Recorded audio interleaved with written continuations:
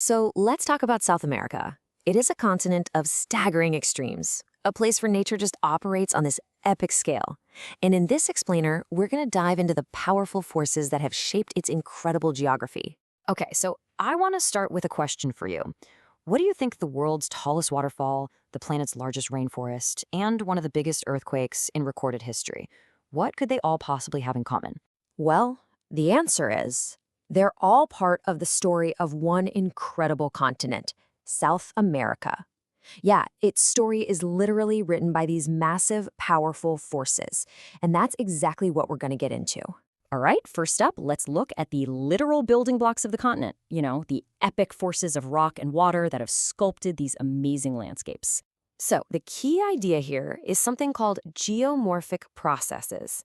Now, I know that sounds super technical, but it's really just the scientific way of saying how nature shapes the land. I mean, think about it. Water and wind slowly chipping away at rock over millions of years. That's how you end up with coastlines, canyons, and even the incredible towering cliffs that create Angel Falls. And here's a perfect example of one of those super slow processes in action: coastal erosion. Take a look at the diagram. You can see how the relentless, constant pounding of the waves carves out a little notch at the bottom of the cliff. Well, over thousands and thousands of years, the cliff above it gets unstable and collapses, leaving behind this flat, rocky surface called a wave-cut platform. It's like the slow but constant battle that is literally redrawing the continent's map all the time. But, not all of these geomorphic processes are slow and steady like that. Some are incredibly sudden and violent, releasing just an immense amount of energy in a matter of seconds. And that, of course, brings us to earthquakes. So if you look at this diagram, you'll see a couple of key terms. Deep underground, you've got the focus. That's the spot where the rock actually breaks. And then the epicenter is the point on the surface, right above it. And all that explosive energy just shoots outwards from the focus in waves. And that is the shaking we feel up here on the surface. And believe me, this isn't just theory.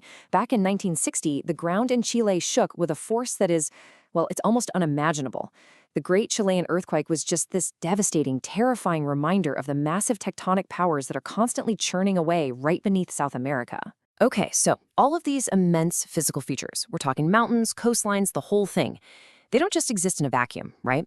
They actually create what we call the climate connection, directly influencing weather patterns and basically deciding what can live and grow across the continent.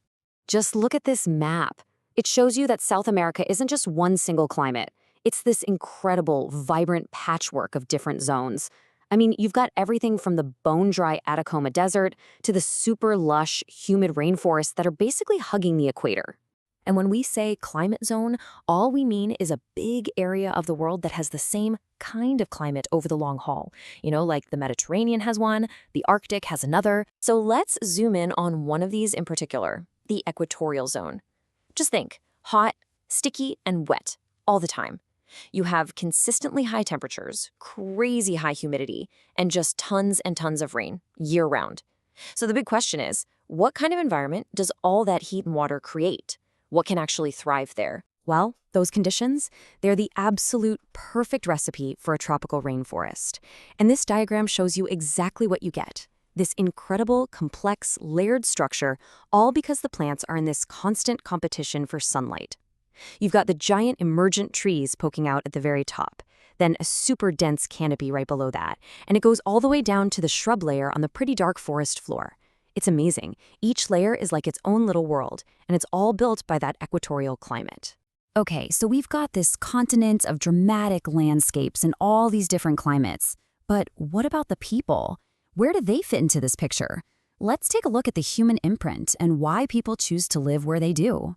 So to understand this, geographers use a really neat idea called push and pull factors. It's super simple, really. A push factor is something bad that makes you want to leave a place, like no jobs. A pull factor is something good that draws you to a new one, like the promise of a job. And you can see this playing out so clearly in South America. In a lot of rural areas, the lack of jobs or good services acts as this really powerful push. And at the exact same time, the big cities have this massive pull. They're promising better jobs, better healthcare, just the hope for a better life. And this is what drives this huge migration from the countryside into these sprawling urban centers. But moving to the city, well, It's a huge trade-off. It's not always what it seems. The opportunities are definitely real. You might get better healthcare, you might get higher pay, but the challenges, they're just as real. New arrivals are often hit with things like poor sanitation, struggles with unemployment, and higher crime. It's a really complex picture of both hope and hardship, side by side. And all of this leaves us right into our final section, the bigger picture of development. I mean, how does a continent that's so incredibly rich in natural resources manage progress? And maybe more importantly, what's the price? This table really captures the core dilemma perfectly. On one side, you've got these immense opportunities. We're talking unique ecosystems that are a gold mine for scientific research, and just vast natural resources to fuel business and industry. But the flip side is that this development all too often leads to serious environmental damage, and it can make social and economic inequality even worse. And this quote really boils it down to its essence. It's all about that constant tension, that constant push and pull between the drive for economic gain and the growing awareness of the environmental damage it causes. And so we're left with what is maybe the biggest question of all. How does South America move forward from here? How can a continent balance using its rich resources to improve people's lives, while at the same time preserving the fragile, unique ecosystems that make it so extraordinary in the first place? That right there is the critical challenge for its future.